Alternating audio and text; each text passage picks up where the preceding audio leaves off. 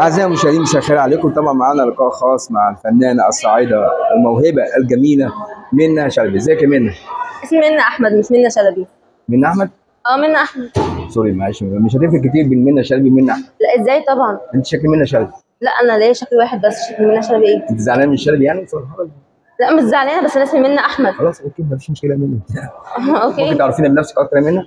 اسمي منى احمد، في تانية ارشاد سياحي. وبمثل مسرح وعملت بطولة داليدا. الدليده بتاعت شبرا اللي كانت بتغني دي ولا ايه؟ لا داليدا، عملت بطولة كانت اسمها داليدا وعرضتها على مسرح الحياة. الحياه حلوه ولا ايه بالظبط؟ لا الحياة لذيذة قوي ولطيفة. بالظبط. طب الحياه دي فين دي؟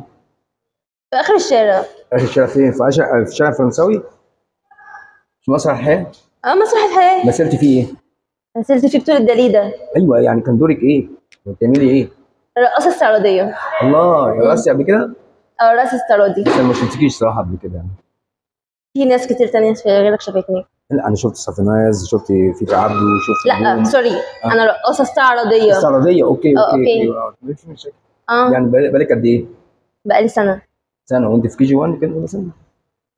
ليه وانت شايفني بحبي طيب؟ لا كده انا شايفك ماشيه ما شاء الله، لكن عايز اعرف ايه الشياكه واللوك الحلو ده. ميرسي، ده من ذوق حضرتك يعني طبعا. حضرتك دلوقتي سالتني اكتر من مره وانا قلت لك. ايه المشكله؟